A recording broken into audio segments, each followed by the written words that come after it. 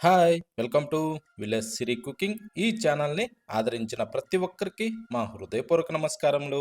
ఇవాళ చాలా అంటే చాలా మంచి రెసిపీతో మీ ముందుకొచ్చాను. చాలా బాగుందండి.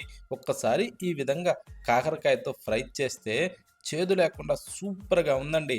ఎవరైనా సరే కాకరకాయ తినని వాళ్ళు గూడా ఈ విధంగా టేస్ట్ చేస్తే మాత్రం కంపల్సరీ ప్రతిరోజు కొనుక్కొచ్చుకొని మరీ తింటారండి. అంత బాగుంది ఈ కాకరకాయ ఫ్రై. ఎలా చేశానో ఒక్కసారి మన కిచెన్‌లోకెళ్ళి చూద్దామా? ముందుగా మనం కాకరకాయలు తీసుకోవాలి. నేనైతే ఒక అరకిలో కాకరకాయలు తీసుకున్నా అండి. అది మంచి పాకంలో ఉండే కాయలండి. గట్టి కాయలు. ఓకేనా? ఇప్పుడు వీటిని శుభ్రంగా కడిగి, ఆ తర్వాత ఈ తొడిమ భాగం, కొస భాగం ఇవి శుభ్రంగా కట్ చేసుకునేసి, ఆ తర్వాత సన్నగా ఇలా రౌండ్ షేప్ బిల్లల టైప్‌లో మనం కట్ చేసుకోవాలి. కానీ ఈ కాకరకాయకి మీద ఉండే ఈ బుడిపిల్ లాంటివి అలాంటివి కట్ చేసుకునే అవసరం లేదండి. లోపల ఉండే గింజ గూడా తీసేసే అవసరం లేదు. ఆ గింజతో కూడా మనం ఫ్రై చేశామంటే కరకరలాడుతూ సూపర్ టేస్టీగా ఉంటుందండి. ఈ మీద పొలుసు ఉన్నా సరే చేదు లేకుండా ఎలా ఫ్రై చేయాలో మన వీడియోలో చూసేద్దాం. కానీ ఈ విధంగా టేస్ట్ చేసిన వాళ్ళు ఎవరైనా సరే వదిలేపెట్టరండి. అంత బాగుంది. ఓకేనా? ప్రతి ఒక్కరూ మిస్ కాకుండా కంపల్సరీ ట్రై చేయండి. ఓకేనా? ఇప్పుడు ఈ టైప్‌లో కట్ చేసిన ఈ కాకరకాయలు మొత్తం గూడా దీంట్లో వేసేసుకుందాం. చూడండి ఈ టైప్‌లో రౌండ్ షేప్‌లో బిల్లలు బిల్లలుగా ఇలా కట్ చేసుకోవాలండి. అది సన్నగా. లావుగా కట్ చేస్తే ఏమవుద్దంటే కొంచెం ఉడకటానికి ఈజీగా ఉండదండి. అందుకోసం అనేసి ఇలా సన్నగా గాని కట్ చేసినామంటే తొందరగా ఫ్రై అవుతాయి. ఇప్పుడు వీటిని పక్కన పెట్టేసి స్టవ్ ఆన్ చేసి ఒక ప్యాన్ అయితే పెట్టేసుకునేసి దాంట్లో వేరుశెనగ పప్పులు ఒక చిన్న కప్పు వేసుకునేసి దాన్ని కొంచెం సన్న మంట మీద బాగా వేగనిచ్చుకోవాలండి. ఒక నిమిషం, 2 నిమిషాల పాటు అవి వేగితే ఏమవుద్దంటే లోపల వరకు బాగా ఉడికి టేస్ట్ బాగుంటుంది. ఆ తర్వాత తెల్ల నువ్వులు అవి కూడా ఒక చిన్న కప్పు వేసేసుకుందామండి. వేసాక వీటిని కూడా సన్న మంట మీదనే మంచి ఎరడాలుగా వేగనిచ్చుకోవాలి. ఈ టైప్‌లో ఎర్రగా వేగినాక తీసి పక్కన పెట్టి మరొక ప్యాన్ పెట్టుకొని దాంట్లో ఒక 3 లేదా 4 గంటల వరకు ఆయిల్ వేసుకుందామండి.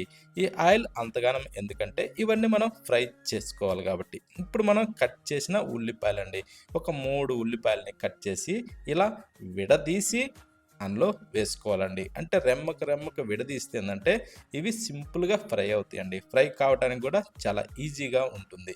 ఓకేనా? అందుకోసం అనేసి అన్ని రెక్కలు ఇలా విడదీసి ఈ టైప్‌లో మంచి గోల్డెన్ బ్రౌన్ కలర్ వచ్చే విధంగా మనం బాగా ఫ్రై చేసుకోవాలి.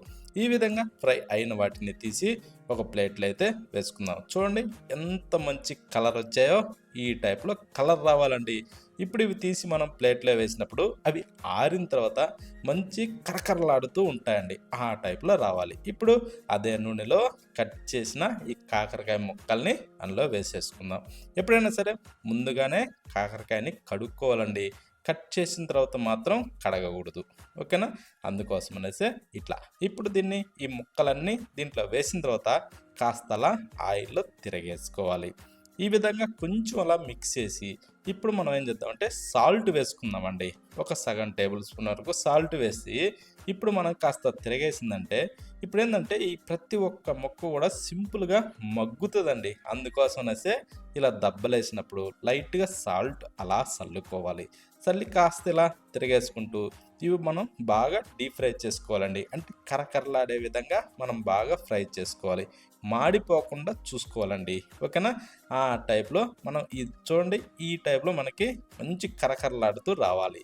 ఇలా వచ్చాక కొంచెం అలా నూనె వడవనిచ్చి తీసి ఒక ప్లేట్‌లో వేసేసుకుందాం. ఇప్పుడు ముందుగా మనం ఫ్రై చేసి పెట్టిన ఈ ఆనియన్ పీసెస్‌ని ఒక మిక్సీ జారీలో వేసేసుకుందాం. ఈ ఆనియన్ పీసెస్‌ని చూడండి ఆయిల్ లేకుండా కరకరలాడితే ఎంత బాగున్నాయో ఈ టైప్‌లో మనం ఫ్రై చేసుకోవాలి. ఇప్పుడు దాంట్లో చిటికెడు పసుపు, ఇప్పుడు 2 టేబుల్ స్పూన్లు కారం కూడా దాంట్లో వేసేసుకొని, 1 టేబుల్ స్పూన్ ధనియాల పొడి, కొద్దిగా గరం మసాలా వేసేసి, సాల్ట్ రుచికి సరిపడా వేసుకోవాలండి. వేశాక ఇప్పుడు దీన్ని మెత్తగా పొడిగొట్టి పెట్టుకుందాం. చూడండి ఈ టైప్‌లో మనకి పొడి వస్తుంది. ఓకేనా? ఈ విధంగా పొడి వచ్చిన తర్వాత ఇప్పుడు దీంట్లో మనం ఇందాక ఫ్రై చేసి పెట్టుకున్న వేరుశెనగ పప్పులు, తెల్ల నువ్వులు వేసి, ఆ తర్వాత వెల్లుల్లిపాయలు గూడా దాంట్లో వేసుకునేసి, దాన్ని గూడా ఇలా మెత్తగా పొడిగొట్టి పెట్టుకోవాలి. చూడండి ఈ టైప్‌లో మనకి ముద్దలాగా పొడి వస్తుంది. ఓకేనా? ఇప్పుడు దీన్ని కాస్త అలా పక్కన ఉంచుకునేసి సేమ్ ఇందాక ఫ్రై చేసిన అదే ప్యాన్‌లో ఇప్పుడు మనం ఈ గ్రైండ్ చేసిన ఈ పొడినైతే వేసుకుందాం. అంటే లైట్‌గా ఆయిల్ కాలుతున్నప్పుడు. మరి ఆయిల్ బాగా హీట్ ఉన్నప్పుడు మాత్రం వేయకూడదు. ఓకేనా? ఎందుకంటే ఏస్తే నల్లగా అయిపోద్దండి. కొంచెం ఆయిలు లో ఫ్లేమ్‌లో ఉన్నప్పుడే ఏసుకోవాలి. కాస్త ఇలా వేగనిచ్చేసి లైట్‌గా అలా నీళ్లు పోయాలండి.